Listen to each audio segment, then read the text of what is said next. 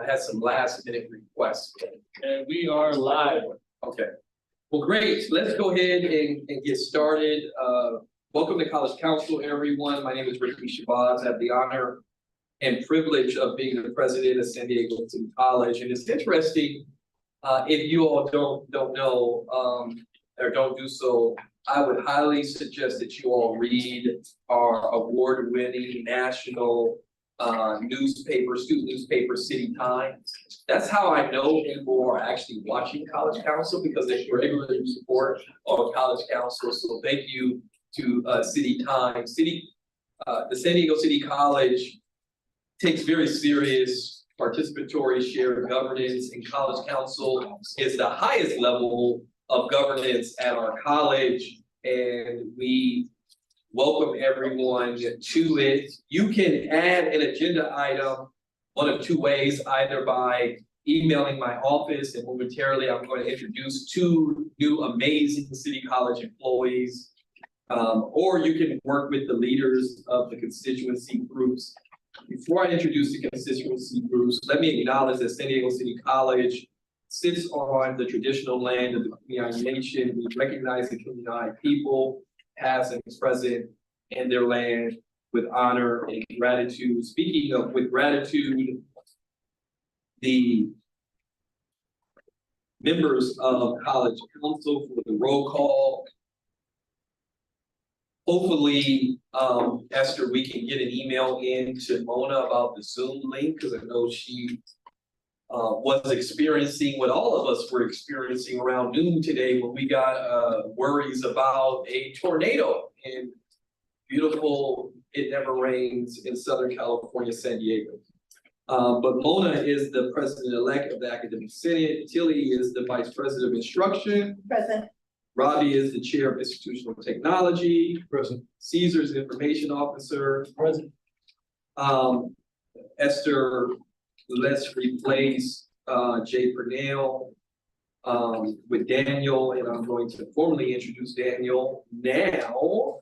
And Daniel is our new Daniel Gonzalez from the LRC, also known as the R Building, also known as the library, is the new SPA representative. Welcome, Daniel, to College Council, where we will have a tent for you, and we will have your name correct on the next College Council agenda. Jay, as you all know, was promoted to a manager, and Daniel has graciously agreed to stand in his place. Tsunami, we almost had a tsunami today in San Diego. President of Chairs Cabinet. Present. Susan, Dean of Institutional Effectiveness. Present. Dee Armstrong, Administrative Rep. Present. Diego is in DC, walking the halls of Congress to get us more funding. John is the Vice President of Administrative Services. Present. Marciano is Vice President of Students. Present. Sean is the President of Classified Senate. Present. And Maria Jose is the President of the Academic Senate. Okay. These wonderful colleagues represent the leaders of the various constituency groups of our campus. And if you would ever like to bring an agenda item forward, you can do so by reaching out to any one of them, and or reaching out to the president's office. I'd like to take a motion for approval of the January 9th meeting minutes. Thank you, this is Robbie. Thank you. Robbie has moved the item and is very second. I second. Dr. Armstrong seconds. Any further discussion? All in favor indicate by saying aye. Aye. Anyone want to abstain or in opposition? Hearing none, motion passes. We already introduced, and it says new staff. Certainly Daniel is not new. How long have you been with the college? 19 years. 19 years. But he is the new SPA representative. So welcome to College Council. My second time. So I'm Second time around. We will be meeting monthly to hear how the college can support our supervisors at campus. We are the only campus in our district where the supervisor SPA, the SPA unit has a seat at College Council, and we are happy to do so. I would like to formally introduce you to Esther Kim, who is the new administrative assistant to the president's office. So happy to have both Esther and Angel here, representing the president's office. As you all email the president's office, certainly you can continue to email Janelle, but in terms of the way the office runs, Angel is the supervisor in the office. She should be your primary point of contact if you need something signed, you're trying to find out where I am. You should first go through Angel, and then Angel will determine whether it's herself, Esther, and or Janelle. Janelle will stay with us probably through May-ish, working virtual as she has been providing support, training, assistance to both Esther and Angel along the way. That gives them some level of reprieve to keep up with me as we go down this path of running our amazing college. Any questions for Esther, Angel, or Daniel? Esther or Angel, anything you all want to share with the group? And maybe we can, I think at this point you met, well, you may not have met Suna. And you may have not. Let's just go around real quick and do introductions so everybody knows each other. Beginning with you, Angel. Oh, Angel Lau, my pronouns are they, she, and nice to meet you all. Hello, wonderful to just share the space with you all. My name is Esther. I'm the administrative board. And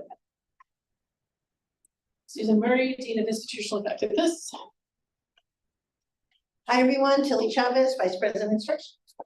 Suna Fatness, president of the Chairs Cabinet, philosophy instructor. Maria Jose Celedon Perez, Communication Studies Faculty and the President of the Academic Senate. My pronouns are she, hers, ella.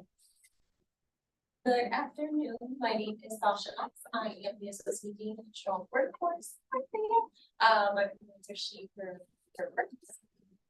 Good afternoon, John Parker, Vice President of Administrative Services.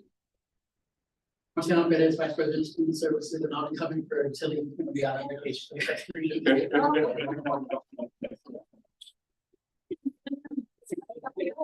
And she has been letting that be known in every meeting we've gone to. Bobby. Good afternoon, Robert. You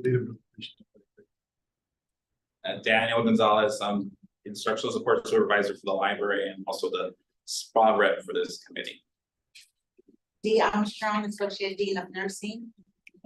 Sean Ryan, I support classroom and event technology, and I'm also the classified center president. Susan Mamas, information officer. And we have two guests with us today. If you all mind introducing yourselves. I'm Gianna Sa, I'm a hard student here. Nice, nice. Welcome, everyone, and welcome to our beautiful family. It is a family. I couldn't think of a better group of people to work with, and I mean that sincerely. We laugh together, we cry together, and we have spirited discussions together. So welcome to the team. Going on with the agenda, speaking of art, that was a perfect segment. I'm going to turn it over to John Parker. We have an action item with some public art proposals. Maybe you can remind those watching on YouTube as well as the committee of how our process works, and then go into the items that we're going to be voting for today. Yes, absolutely. Thank you. As chair of the Public Art Committee, it is an ad hoc or an as needed committee that is convened when we have requests for public art. We do have a policy for public art, and we have a form for public art requests, both that are on our website under administrative services and forms. This is the first time coming out of COVID, or ever since I've been here in 3.5 years, that I've had to present public art. Well, actually, no, this is not, I'm sorry, this is the second time. We did have the Constance mural a couple of years ago. That was two years ago. So this is the first time in 2 years that we have presented to College Council. And I have two colleagues with me, led by Professor Terry Hughes Ulrich, who's going to go through with one of her students the proposals, the 8, I believe, proposals that we have received. This that you have now is the revision. The handout has been revised, so I provided new handouts, which is on the legal paper and we're seeing on the street, so I'll turn that over to Professor Terry Hughes over. Yes, and, well, who's Professor Control? I do, you need to forward. Yes, thanks. On Terry's cue. That's like, I think Gianna's going first. Okay. Provided up in here also.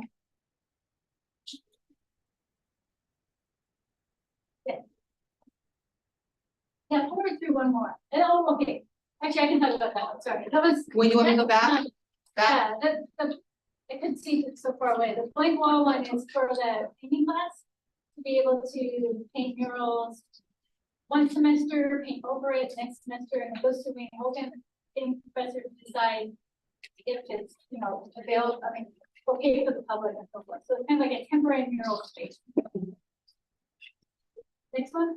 And I just want to note also that there is no funding required. This will be students using this as existing space and instructional supplies and donated. Go ahead. Yeah, this one is about ocean pollution awareness. And it's students will paint with the local artists, and his name is Gail Schneider. That's another project we have for the garage as well. Again, no funding source required for this one, students and instructional supplies. Next one. And we have the Laura Sanchez Chicano X Pride mural, and in the process of renewal, it's like a son being born. So it's about renew and reborn, and it really touched the Chicano pride in our campus. Gonna go next. That's great. And you can read the funding sources. I'll be done now. Have you got any questions? That is the Chris True. We are honoring the lowrider community in San Diego and bringing two artists, Ryan and Dice One, to do a mural that is gonna be inspired in 1914, which is when our college was founded, and it would be funded, and I think only painted by the two artists.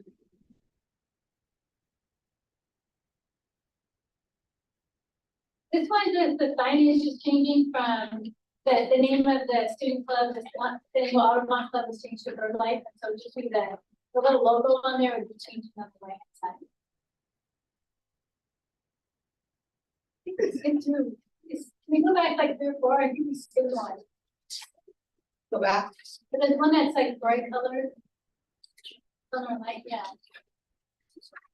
And one more, 5. Yeah, keep going back one more. This Yeah, Okay. Yeah, that's Andrew, and he's also a local artist, and it's played with color and light. That is also something. This is as you enter the garage right out the elevator, so it's like, we'll wake you up in the morning.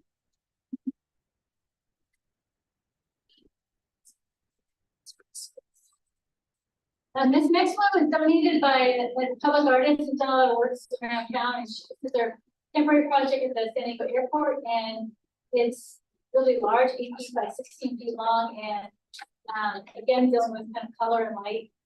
And we picked a spot in the 5th floor stairwell next to the photography building, in B, but next to photography. And again, no cost, just an installation cost, possibly. Before we go on with number 8, have the people in the building, are they aware of this? Yeah, photography professors and then. We have something in writing. No. Yeah, I mean, because the other things are in the age building where, you know, art is located, I would make sure that we have something in writing with the building that they are aware that this is going on. But we will still be able to vote on it. I'm not gonna. So we have that.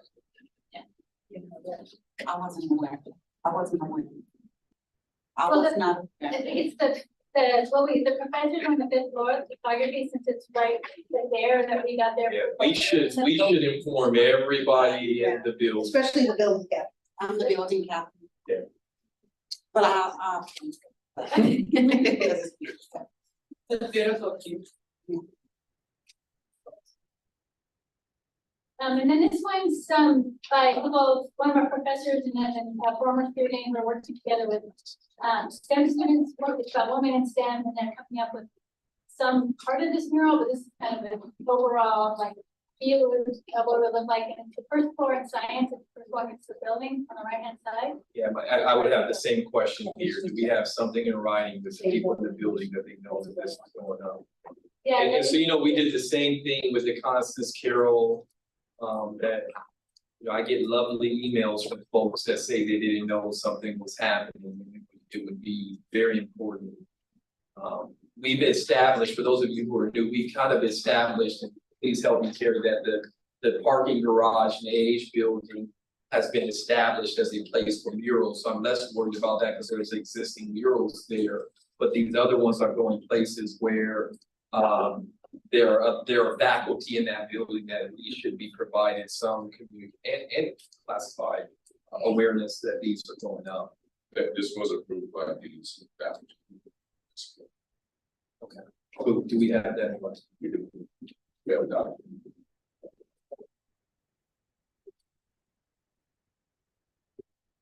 And the next one is me. However, I want to make a quick note, going back to the murals. There's one identified for the as earth funds. Oh, to hang the Beverly Soul. That's as state talks about. I'm sorry, that's going to be co-curricular, so that's correction there. So which one is that? Which number? Number 8 is going to be co-curricular, Oh, okay. and number 5 and 6, those were previously, those received allocations from HERF funds, but due to delays in the commitment, we've allocated block funds. So these were initially So is that a total of 8,000 or correct. 4,000 to total? Or Okay. total. That was the commitment, so we had to find the money since. The last one, thank you, is Data Park Exeo. This is being spearheaded by Urban Interventions, which is a nonprofit headed by Pete Garcia, who is a retired architect. They want to provide an uplift for San Diego along Park Boulevard from the bay at the Hilton Bayfront through the traversing 1.7 miles of Park Boulevard to Balboa Park. There are 13 zones. Each one has a designated architect and an artist with different renderings. For people to enjoy the walk from the bay to Balboa and to stop at each of the 13 sites to have a experiential learning interaction at that place for no more than a few minutes and to move on to Balboa. For City College, it has been recommended by this local artist, Justin Maynard. Local Feelings is the title of it. And what you see here are benches, wooden benches. They are vibral tactile sculptures designed for a full body experience. I'm reading from the description here. And you can see a couple of them here. One is beach, the other is fault. And they will actually vibrate through embedded transducers and special surface texture. You'll be able to sit on each one of them. Urban and experience, and it'll have a description of, and this is just a rough conceptual. It looks like something that he's used previously. So this is going to go right in front of East Village B building along Park and a little park, our grass area there. No cost to the district or the school. They will be powered via a solar panel. I've asked for a mock-up of the solar panel. They are going to be responsible for running the power from the top. One, erecting the solar panel, installing the benches. Concrete pads are not required for this, and it's intended to last 1 to 2 years. We can remove them at any time via an MOU process. So the 1 to 2 years, they are responsible for defacing, vandalism, if there's graffiti, repairs, removals, you name it, they're 100% responsible. The only thing that we're responsible for is just trimming the grass around. And that is it. But once I receive the mock-up, I can share it with this week of what the solar panels will look like. Yeah, the estimated ETA or the finish date is by the end of March. Any questions regarding the murals or the Beta Park and sale? Yes. I was just wondering, do we know about how many benches they're gonna be, not yet? Not yet, it'll be roughly 6, 8 benches or so. I'm guessing they will not replace our current benches that are there. They will not cover up the current benches that are there. It will supplement the seating. Thank you. And there was a concern as to being an attractive nuisance, not any more attractive than our restrooms are or planters for skateboarders. We should open up a skateboard park, but that's we do have. yeah, we do have one unofficially. Any No, it's official. Yeah, I guess it is if you're on YouTube and TikTok. Any questions regarding Beta Park sale or murals? One, you have one question, so sorry, go ahead. I need to find which one it is. On number 4, the sun. Yes. So when we first met about this, I was so curious because it's really pretty and I really loved it. I shared it with our dean, Masa Mai. He shared it with China Studies, I thought. They loved it so much, they were like, how do we get one of these in our bill? So I'm just kind of putting that out there to make a connection of others. There you go. And I'd like to add that these were approved by the Public Art Committee and presented to the Review of Services Committee as well as Health and Safety. Thank you. If there are no objections, and if there are, so please let me know. I will gladly respond accordingly. I'd like to take these as a block and approve them all unless there is a request to spend more time discussing a particular one. Hearing none, all in favor indicate by saying aye. Aye. Are there any who would like to abstain or object? Hearing none, motion passes. Thank you to everyone involved. And let me say, I have been a huge supporter of this. There are more murals on this campus, I think in the last 2 years than there were in the last 20. And add that to the signage project that the vice president's led by Caesar's working on, and it is really livening up the campus in many ways. I've already seen a number of posts on social media regarding our murals and students taking pictures in front of the You Belong Here.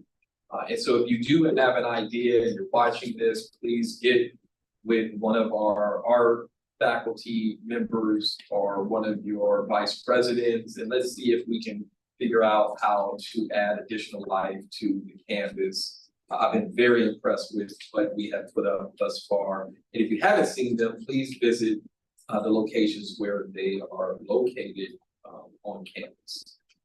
Moving right along, wanted to go to Dr. Murray to provide us an update on the ACTJC visit that is scheduled for later on this month. All right, thank you for that. There's a document in your packet. After all of the amazing color slides. Page 7. With a very basic black and white chart on it that has the general outline for our site visit. As I hope you know by now, we are hosting a focus site visit from our ACCJC peer review team. As kind of the last stage of our comprehensive review process. That visit is going to be February 28 and 29. The team will be conducting interviews around the 2 core inquiries that we shared last fall when we received the report. One has to do with faculty and student interaction in fully online courses and the processes that we have to ensure that expectations for that level of interaction are being met. The other is a potential commendation around how we have integrated social justice, reverse social justice commitment into our planning, our academic and student services programs, and our governance processes. So we have been through a process over the last couple of months with the accreditation committee, with the executive cabinet to identify, and then based on requests from the peer review team members, we've identified individuals that are going to be part of those interviews. We've had an initial contact. We're going to have a prep session for those folks in the next couple of weeks. And so the specifics of that interview schedule are being built out, but you can see on the chart that there's 2 blocks of time where we're going to try to fit in as many as we can on Wednesday afternoon. The main events that we want the college as a whole to know about are the open forum on Wednesday afternoon at 3 p.m. That will be in MS 140. That is open to anyone that's part of the college community, except that executive leadership is not invited to that particular event. So it's a time for dialogue with the peer review team, an opportunity to ask questions. They may ask questions of the audience at large to just help expand their understanding of the college. Then at the very end of the visit, so 4 p.m. on Thursday the 29th is going to be an exit conference. That will be a very short presentation by the team chair. He will be sharing their preliminary findings. Those findings are not official until they are reviewed at a commission meeting and voted on, and that will not happen until June.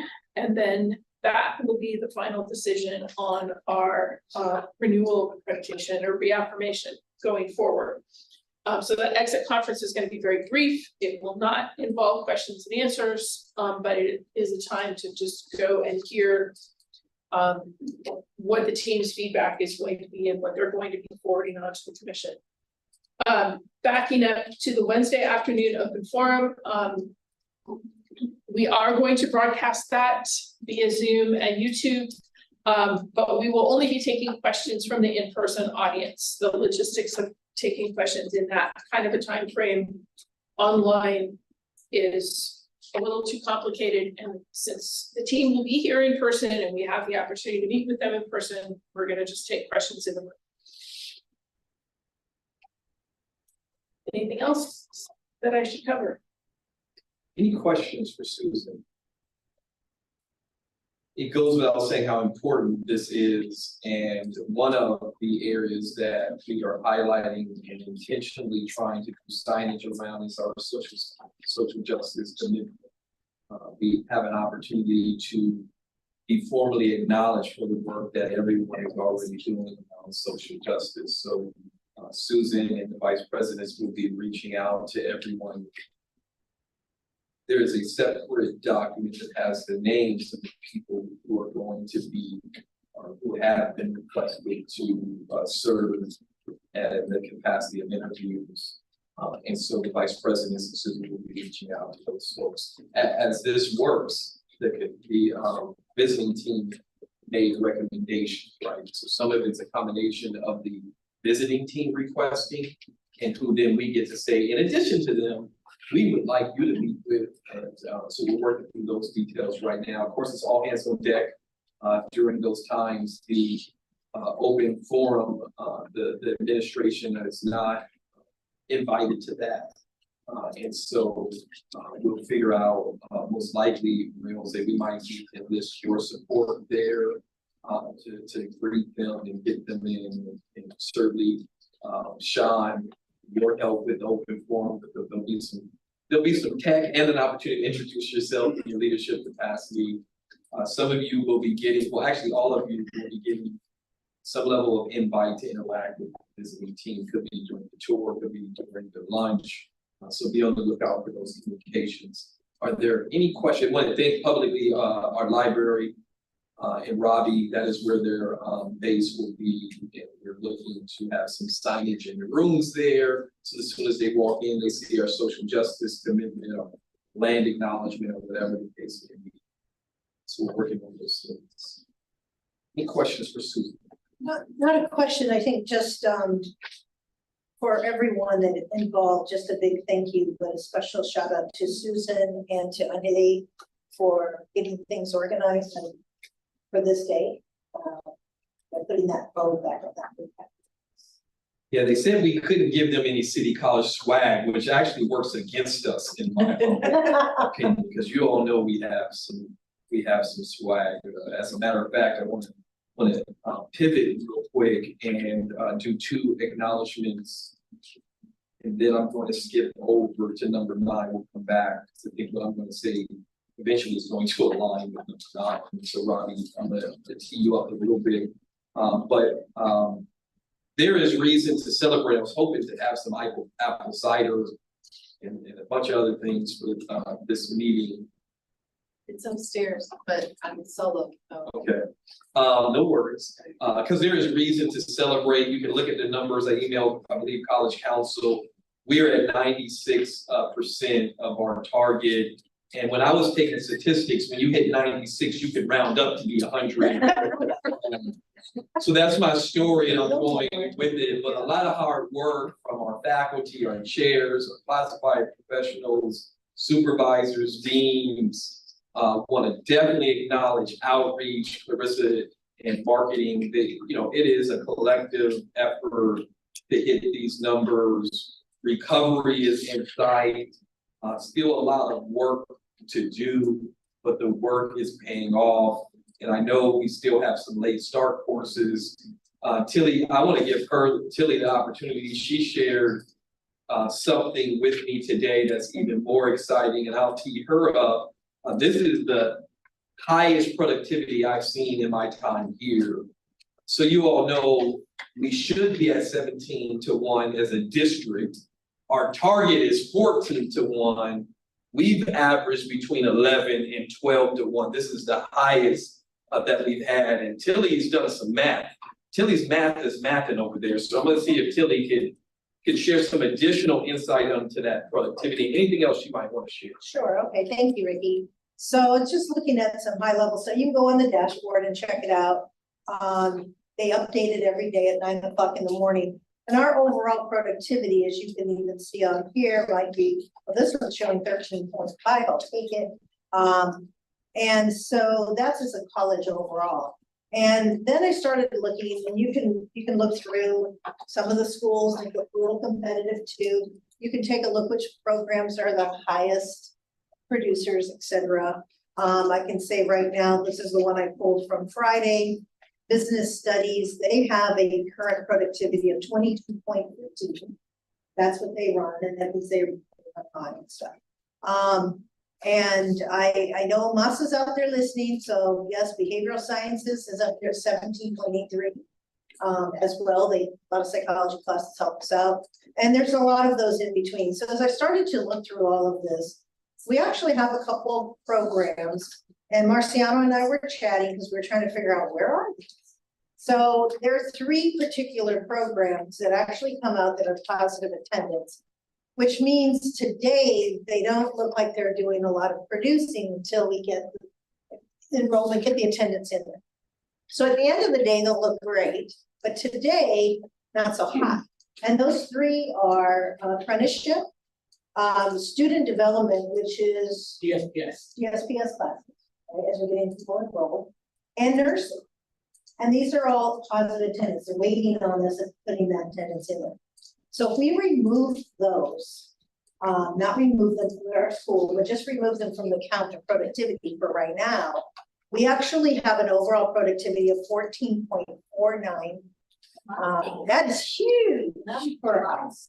So it's one of the things we just wanted to share. And then Marciano and I have been kind of looking with each other and saying, how have people been doing? And that's really a piece of it too, as we look at our data and we take a look at how people are doing. They're filling their classes. We're trying to right size them. I actually had a phone call, and I didn't share this one with Ricky, I got a phone call from Mesa, and Mesa had said to me, looking at some of the numbers that they go on, there's another page that comes on this from the district, and you should be having that too, we'll send it forward. And Mesa said, how are your CCAP classes being more productive, more efficient than ours? What are you doing? Well, I said, well, we have Genevieve, right? That was my response, but I wanted us to realize there are so many things to celebrate, and sometimes we get, myself included, I get in here and I'm like, 96% towards our target. Oh, we're not at 100%. But we need to celebrate. And I think that was your whole purpose of that today. I really was really to say, stop, take a moment to do it. Smell the roses, a lot of hard work. And I support not only the fact that our CCAP is doing well because of Genevieve, but we also have faculty coordinators Absolutely. involved in CCAP. And our approach, we know our approach to CCAP is very different than any of the other colleges in our district, where it's not something that's done as a second thought. Like we go into our enrollment management strategy led with CCAP. As a matter of fact, when I presented Academic Senate on Monday, there is a slide that I'm going to talk about CCAP and that we've opened the doors as a district to ninth graders taking classes. Now that may scare some people, but the reality is that a lot of ninth and 10th graders who are homeschooled have been taking advantage of CCAP, or in this case, concurrent enrollment for a number of years. And so that is one of our strategies to get students familiar with community colleges, because we still have a huge hurdle with our high schools pushing their students to the 4-year and looking at community college a very unique way. We can directly pinpoint our enrollment gains to our CCAP efforts and to us being the only college in our district that provides high school graduates with scholarships who come to our college. So our strategies are working. There are some additional ones that I'm excited about with Sean and Bradford that are going to lead the way to this conversations about pathways. Any questions for Tilly or any comments about enrollment? I do have a comment, and you know, I can talk to Genevieve about it, but I think I briefly talked to her. You know, dual enrollment is huge now, and it's like the big vision. How do we partner with that house and the Senate? Because we really don't have these conversations yet at the Senate, so I'm really trying to figure out, you know, in terms of resources, how much resources are we putting into dual enrollment? How many faculty are being involved in the decision making? Whether we do actually have a faculty coordinator, I still yet have to, you know, work closely with them. So I'm just asking for a partnership so we can embed the outreach world into Senate because of dual enrollment. So it's perfect timing because we just launched, maybe Marcia, have you jump in, the dual enrollment, they're working on the strategic plan right now. And there are faculty on there. I think they are counselors primarily. That we went through the academic senate process to assign. Yes, I believe so. I mean, I just know that there are people that showed up, this was a couple weeks ago. And so, was it a grant that they received? Do you want to talk a little bit about it? We went through the committee of companies. I'm gonna ask, I think it was a call. I think it was a call, but go ahead. So there was an RFA for the dual enrollment strategic plan. We were one of the schools that was selected. And so Genevieve has a team of folks that got together and including faculty to start drafting what that plan is going to look like. And then that plan will also then make its way through our shared governance process in terms of being vetted in different areas, and she'll take it off the road once they get to that point. There is a group that got together to do that.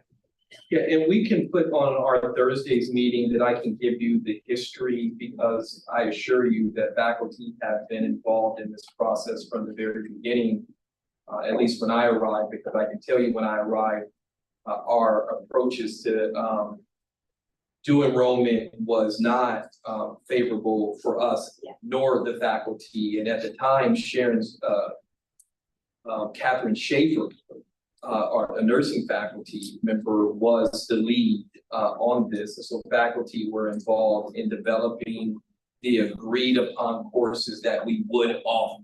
that came directly from the chairs and the faculty at the time. So there is a manual, but we can absolutely put that on the Thursday meeting. We can work with you to get with Genevieve, because our entire dual enrollment, which I'm gonna really say CCAP, it's really CCAP, not dual enrollment, that's a conversation for another day, but our entire approach to CCAP was developed and spearheaded by then Catherine Schaefer, who is a faculty member who went through the entire process. But I recognize we have a whole new group in place now, and that we can share with you what that process was. And I would ask Marciano that we double back with Genevieve to ensure that she filled out the academic incentives process to assign the faculty who were assigned to that group. In addition, we do bring it to instructional cabinet, so all the chairs are there. Yeah, so typically the chairs are involved in this process because it has to do with sections and assigning faculty to teach.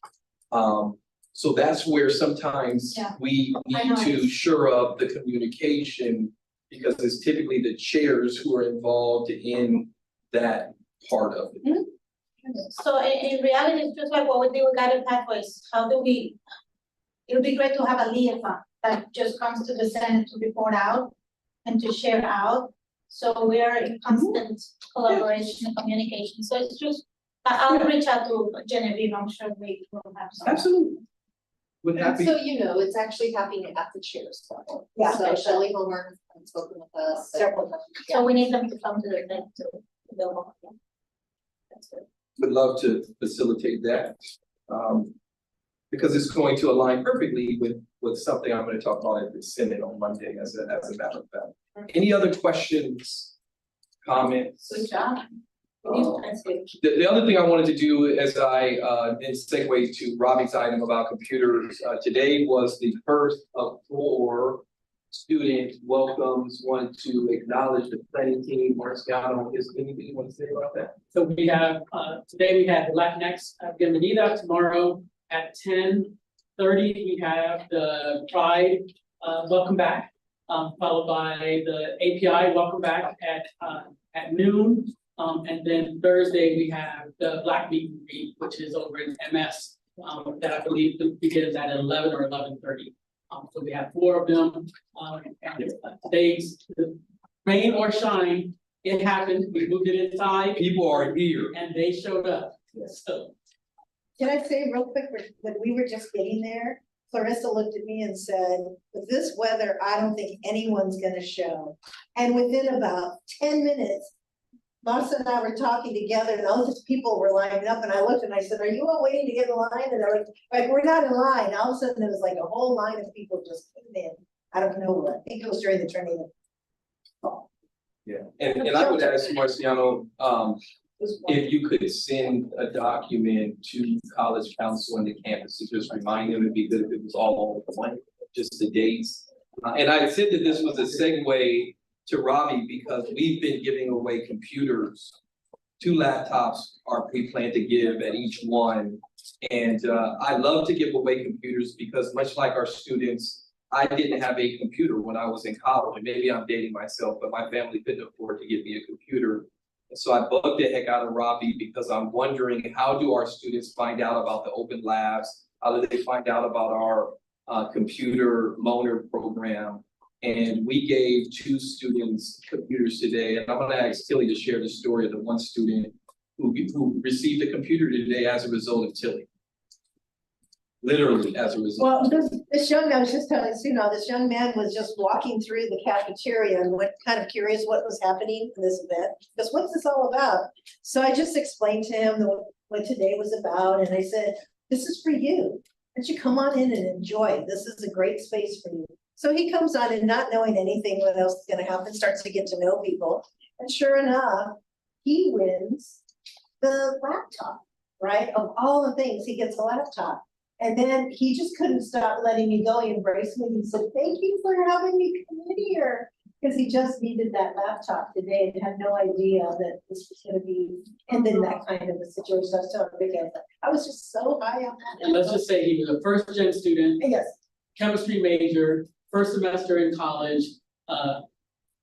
English is not his first language, Spanish was his first language. To say that he was overwhelmed with gratitude would be an understatement. Yeah. I don't think that his eyes stopped welling up with tears, and he just could not even find the words. He kept asking me, like, is this real? He was asking that at least 10 times, it's real.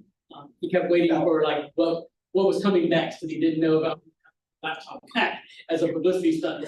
So when we say we're changing lives, this. And then you changing offered to his give him a life. bag for the, Yeah, right. Yeah, and let me also publicly thank,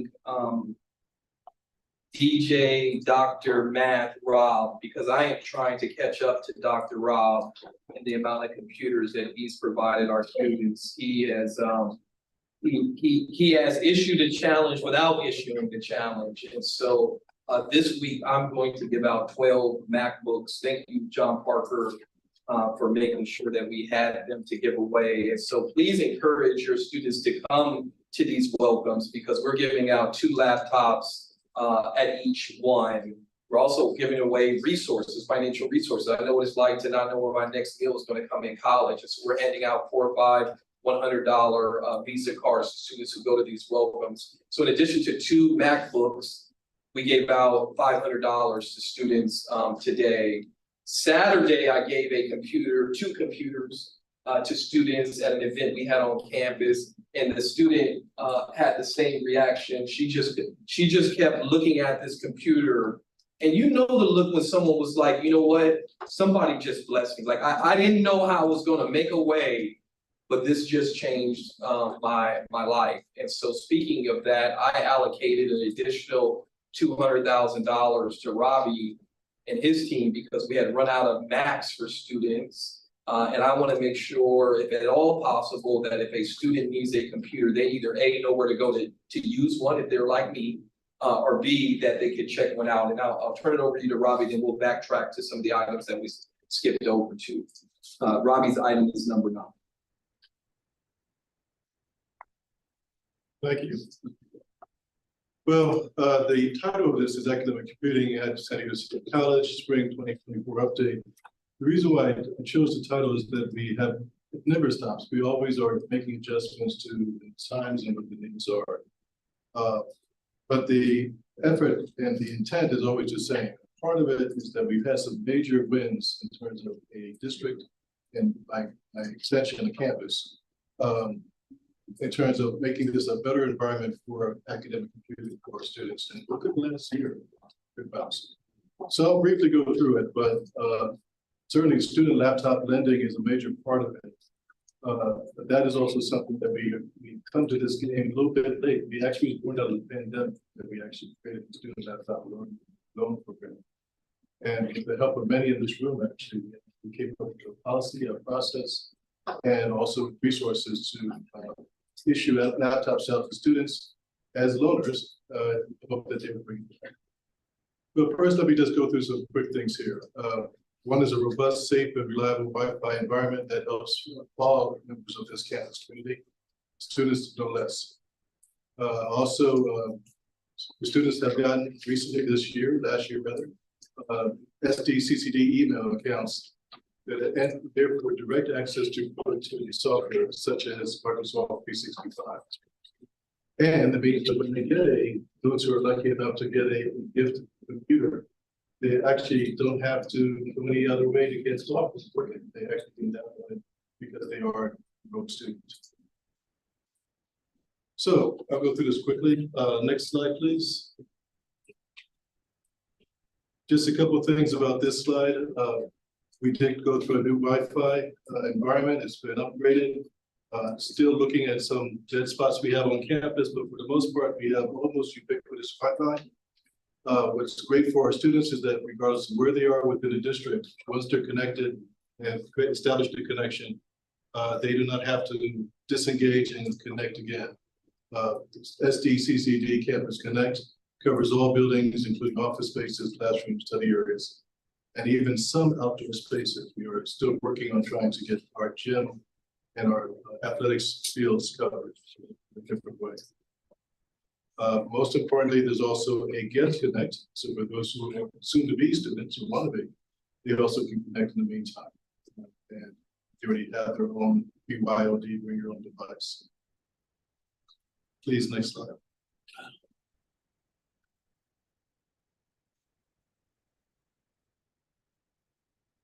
Next slide. Okay. Let's move on to the next one, please. Thank you. As Ricky alluded to, there's sometimes a question as to what computer labs are on campus.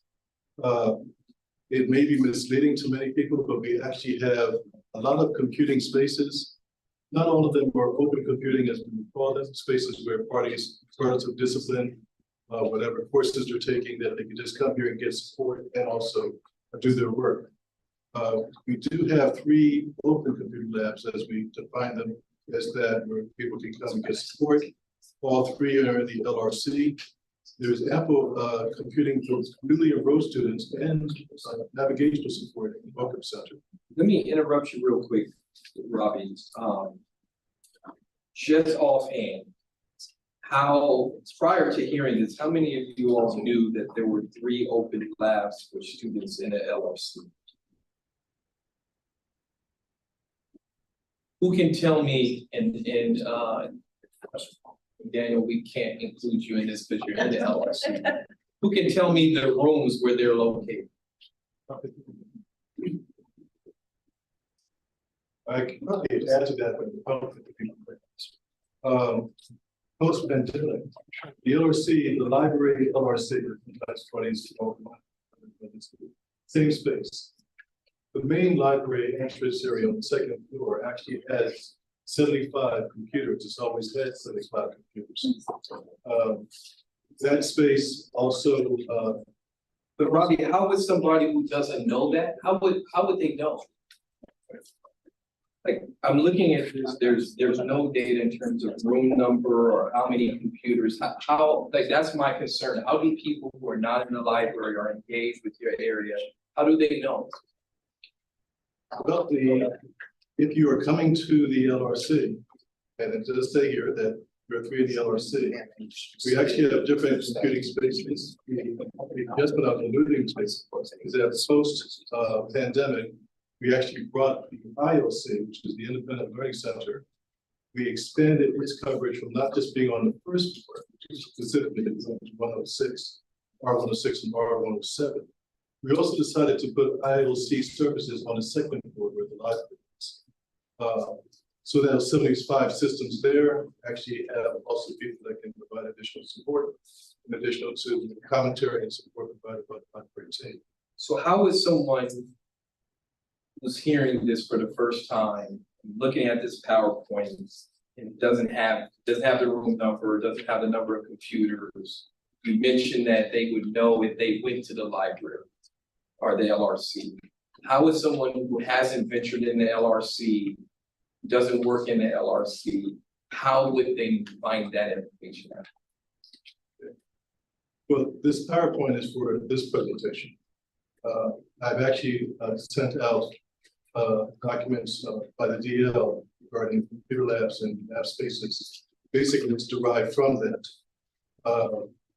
in which we have the Welcome Center, the 3 I alluded to, and then we have roughly how it's grown. At the time when I said the last point out, we had 46 discipline-specific labs. That particular document had all that detail. It indicated how many systems were there, what the location is, etc. Do we have any data on the actual usage? We have data on the usage of those who use these open labs because we use logins to track how many logins there are. I could pull that information. But offhand, are like I'm trying to assess if students know that these resources are available and are used. So just offhand, if we went there right now, is it packed? Is it 2 people? Is it 3 people? So arguably, most people who come to the LRC library, most students are coming to use the computers. So if I can add the data that we shared with me, I think since August, there were 4,000 logins. Maybe it's the same students, it could be, but at the same time, there is at least a login. So that was, I think it was something like that. It could be a little bit more, but more or less. In excess, yeah. Please. So bottom line, there's other documents and other ways that, and I have later in this presentation, commentary about how we need to promote these services. So that's a little bit where this is headed. So I did mention discipline specific lab, 46 is the number we have that we can confirm. There's now 3 more since the new semester started, so that number keeps changing. The discipline specific labs by Bonacker suggest that pretty much the things may vary because they are within a given program or department. They may have their own unique hours. Primarily the computing resources are for the students who are working in that area. Please, next slide.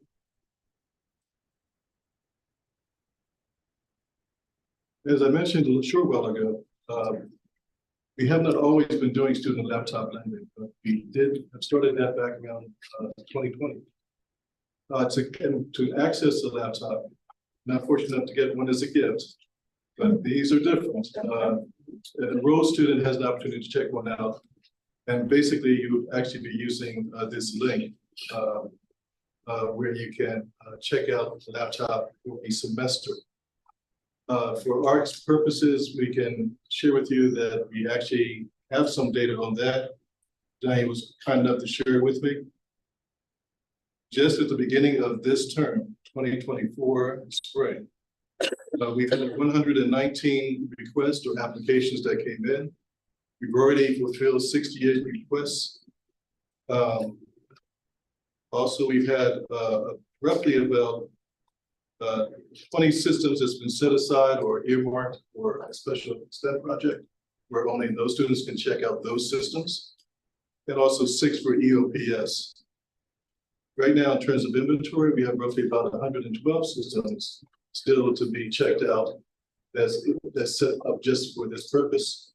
And yes, thank you for the $200,000. We'd be talking about buying more of those systems to add to what we need. I should mention to you is that there's 2 things here that are important from a timing standpoint. This laptop loan program works because we want people to use them, bring them back, they can renew, and right back out again. Most of the, it's not true all the time, but both of the checkouts happen at the beginning of 2 major terms, the fall term and the spring term. There may be a unique request every now and then, but most students are asking about that, and normally it's before census. Just want to share that the bottom line is that our data will change as we get looking further into this semester. Student laptop lending, if I may, thank you. Should be a continuation next month. Thank you. So right now, while availability is subject to supply, we can say that we have students who are returning and sometimes reissuing or basically checking it back out again, renewing their request. That's running at a nice 85%. We have experienced some loss and damage to our systems, roughly about 50%, either by systems being reported as being stolen, or there's been some rather major damage to some which they're totally inoperable and cannot be built out again. We try to let students know that they are fully responsible for these systems while they're in their care. And we try also to give them every opportunity to share with us any challenges they run across. And I have here also an effort is underway to bolster inventory that is actually a reflection to ordering new systems, digital systems. Now, academic computing is not just what we loan out to students. Sometimes students have their own devices. What many of them need is a quiet space to work, and also spaces that are conducive for bring your own device, BYOD, or if they have a lone laptop. And the campus has been rather intentional in creating spaces for students to actually do just that. Also, the enhancement to the Wi-Fi network makes this possible almost anywhere on campus where the Wi-Fi coverage. So, and John Parker and others have created charging stations, solar-based ones, really cool-looking ones, by the way, John. Those actually provide parties who just want to take advantage of the outdoors and charge their devices. No time limits. And last semester, Beta print services moved forward for us. Paper cut, after a long struggle, was activated. We are up and running with that. Students are getting acclimated to it. That service is going to be extended to a number of key computing locations throughout the campus later this semester. And now the issue that you actually raised, Ricky, which is promoting academic computing here at San Diego City College. In the past, we've done some things. Certainly, the argument is a clear one that we can always do this better, continue to add more opportunities for people to know how it's going. After all, we should have traditionally some changeover in terms of our student body every 2 years or so, major journal. So we communicate by, of course, DL announcements. We have posted some of our hours and the opportunity on websites. In fact, the actual application points people to our website.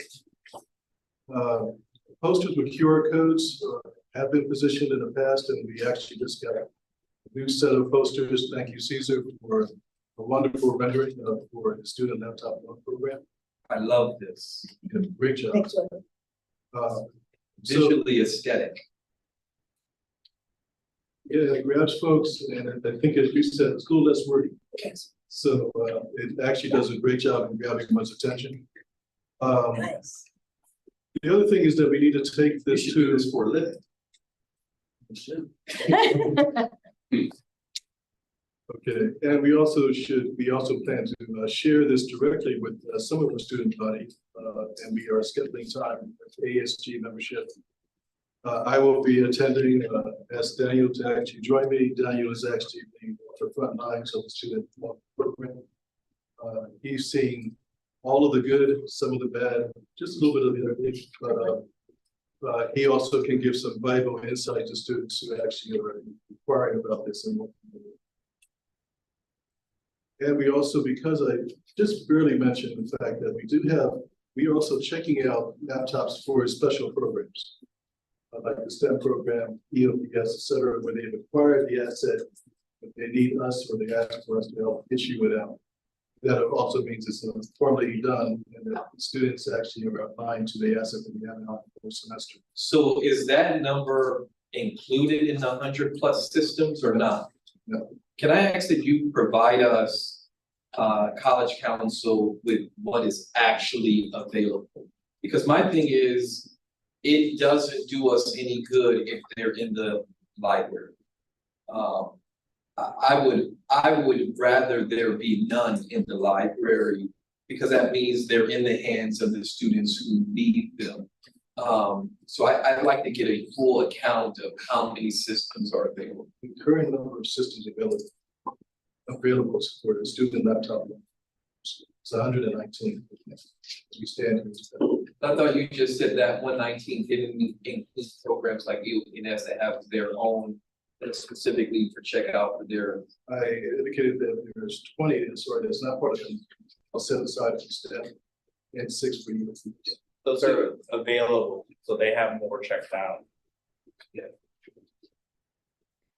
If I could get that in writing, with my sharing. Sure. Yeah. And the number, even with how fast things have happened already this year, that number will start changing. Yeah. You know, my fear is we know that computers are outdated the moment you get them.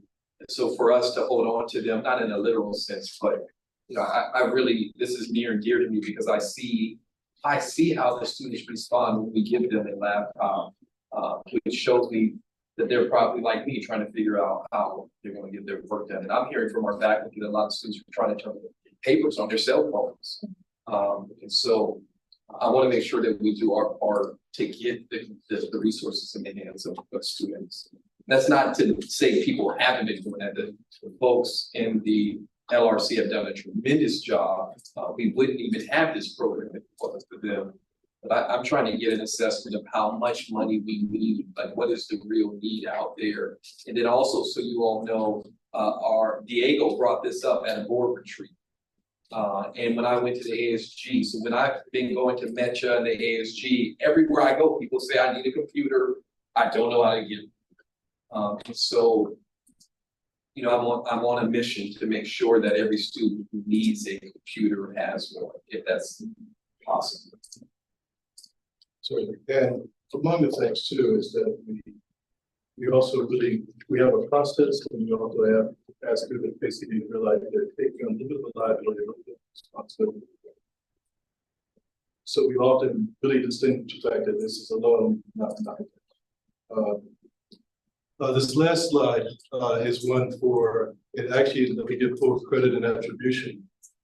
We had a number of faculty and administrators who worked on pretty much our ability to kind of come back with the pandemic and to be kind of navigate a new environment.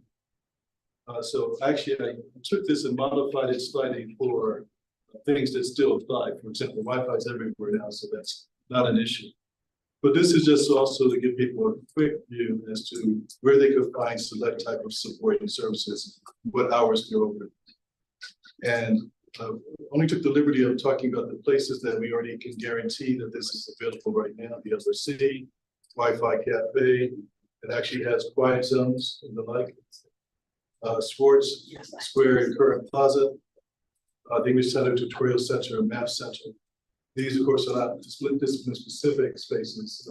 Math Center arguably could be considered that, but English Center, but they actually do encourage students to come there just to do their work. And both this and Caesar's wonderful depiction of the student loan program are parts of our promotion strategy that they've been out on different places. And my eyes are telling me, can I ask that we add a column here for the actual rooms in the LRC where there are computer labs for students? To use. So going back to the slide where you had 3 in the LRC, the open computing labs.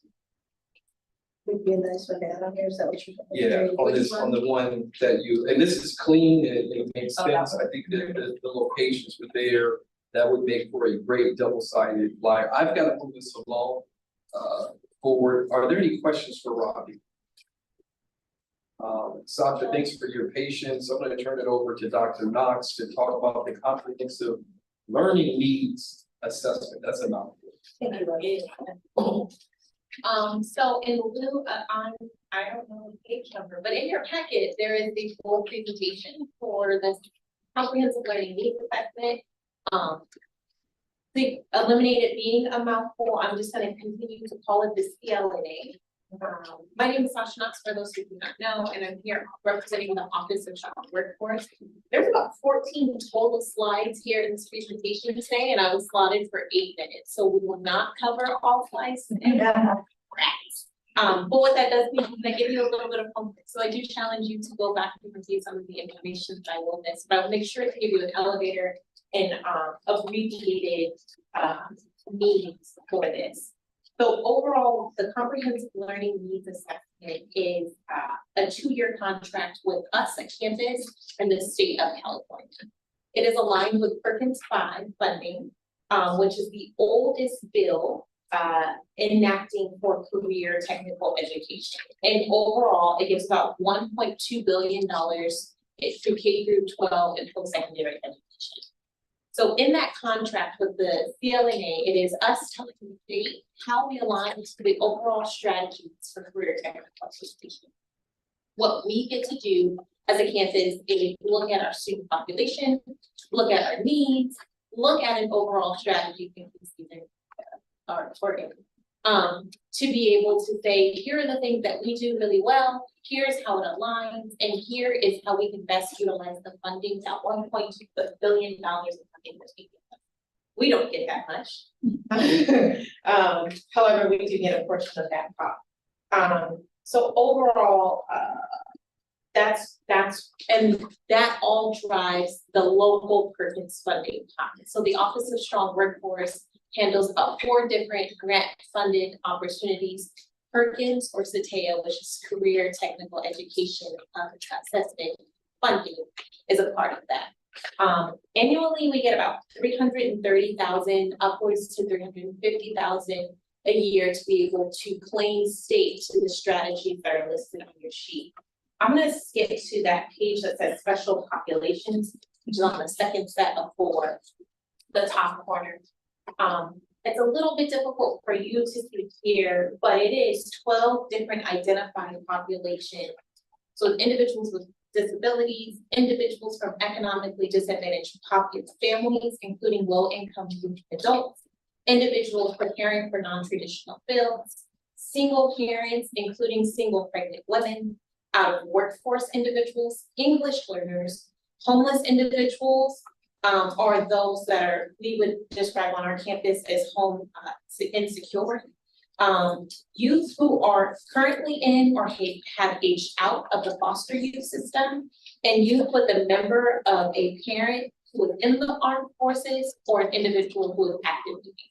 So if you know our student population very well, I've described 12 buckets of individuals that many of our students intersect identities or belong to these identities, and et cetera, et cetera.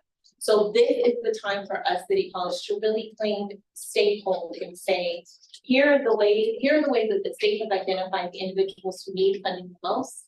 And we all know that City College, our population is just that. Our strategies have not had a refresher in quite some time. And they are able to be refreshed every 2 years. So there is an opportunity for me to take your DLNA on a roadshow, and that's why I'm here today. Just describing some basic information about who the populations are, what the funding is, how it serves, and I'll get to that in 5 seconds. I'll talk about some regional recommendations, and I'll slow down when I get there, along with our existing strategies, and hopefully leave some space for you to just review this a little bit later on your own time. But I'll send you a link as well that's embedded into the presentation to just give me some of your ideas and feedback, and we'll compile that information for you.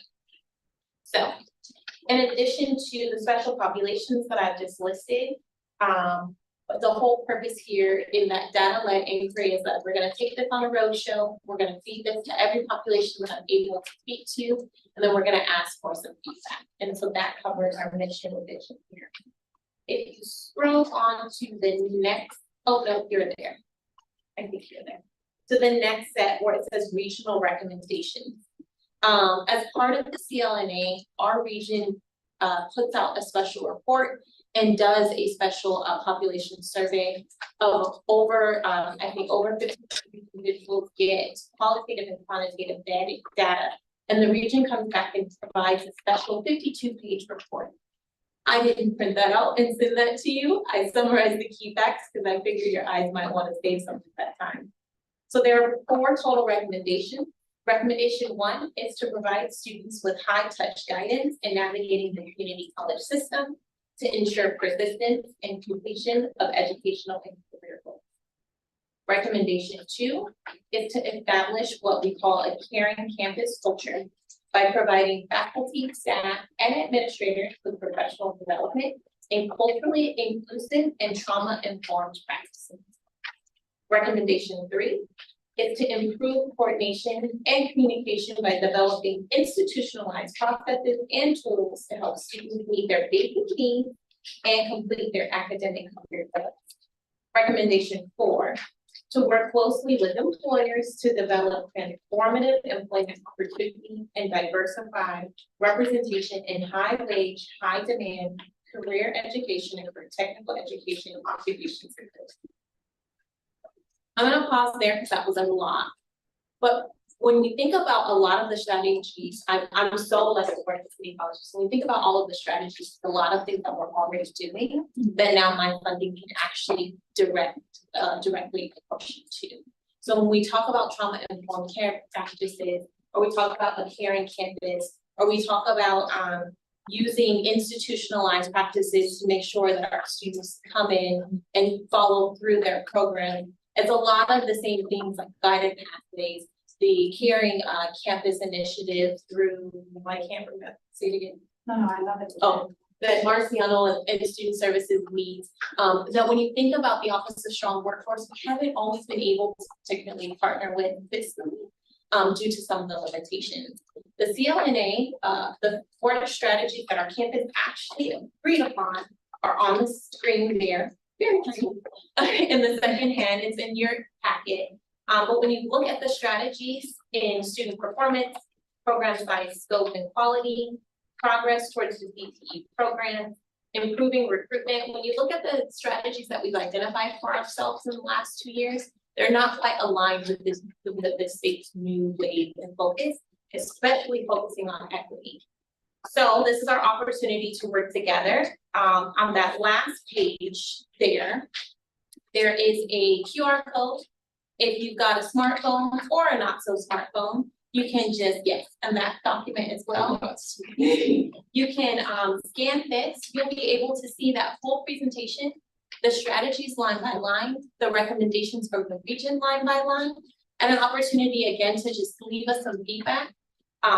I cannot stress this enough that I'm going on this world tour. You're hearing me say comprehensive learning needs assessment a lot, because this is really the opportunity for our office to be a lot more intentional and strategic about the ways in which we fund some programs and strategic strategies that are already happening, or to re-envision the way in which our funding has already been utilized and really capitalize on some of the amazing things that my colleagues here are already doing.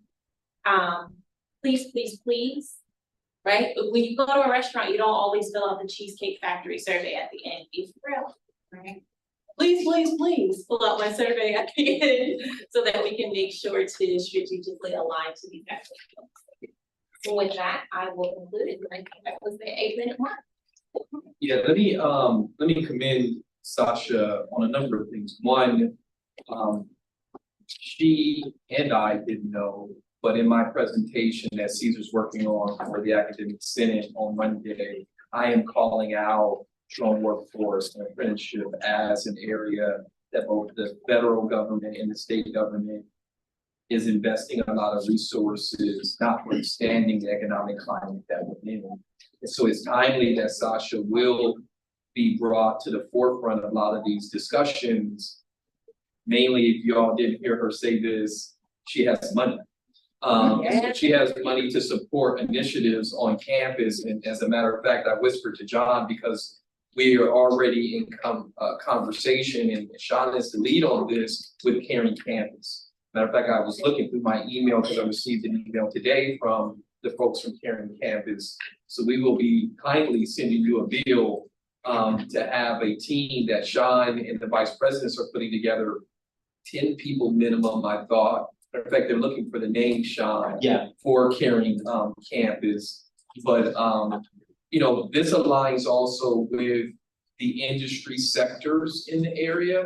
And let's face it, folks, the majority of the students who are coming to City College are coming, so yes, for a world-class education, but they're hoping there is a career at the end of the rainbow.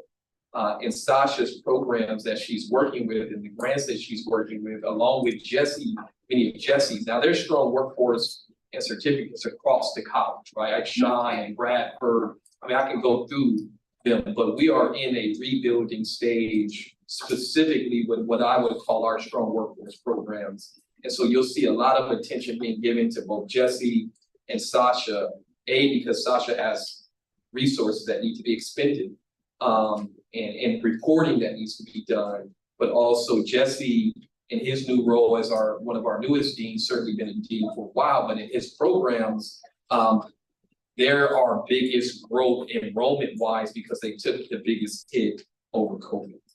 Cosmetology, we know, was one of our largest programs at one point. And it's misleading because when I say cosmetology, under Rose's leadership, those students took other classes. They took business classes. So it's not just about the cosmetology. There was what I would call spillover or integration between instruction. The other thing I want to give you kudos to is because I come from the school of PowerPoints and death by PowerPoints. And you did everything we're taught to do with PowerPoints, which is not a lot of words, pictures and words. And so you had a gold star. You would get one from your presentation. Very well done, Dr. Knox, as the professional that you are. Any questions for Sasha? Hearing none, let's keep us moving on. Yes. I do.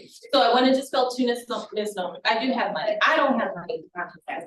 You have money. You can let me in You have with my face of it. Two is, without your feedback on this survey, I cannot collect the bills that you want to give.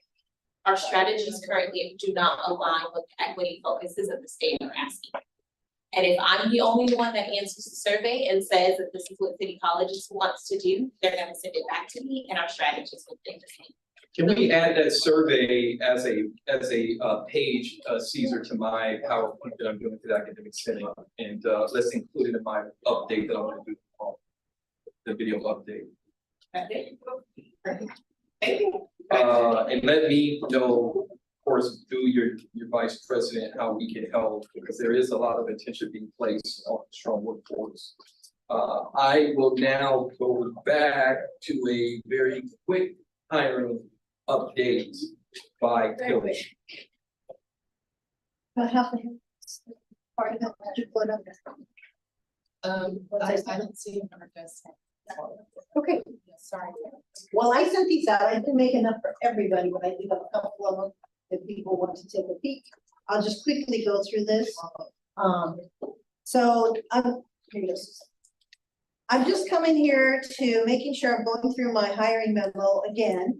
And we had a position, we had a faculty member retire, so it's left a vacancy. That vacancy then takes us back to this beautiful colored faculty hiring prioritization sheet. That you'll be seeing, that have been seen before, maybe the new ones, you know, right? And the next position that was number 23 for astronomy and physics was the next one that we should be looking for on our list to go for.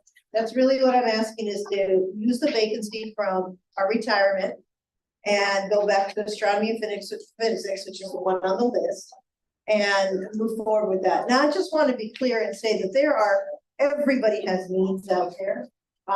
We all could use a lot more hiring, but this is one, and it follows our process. They had been skewed off the process. I did put a note on there. The last time the faculty had skewed to go and offer a position to alcohol and other drug studies in place. They had not had an application. They were not on the list. And it due to other circumstances, but I'm hoping that the new process will take that into account. That's the faculty position.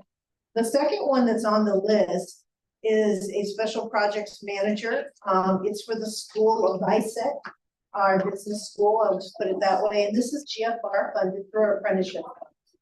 So it's coming from need to use funds anyways, and it's really going to help out with some of the things that Ricky was talking about.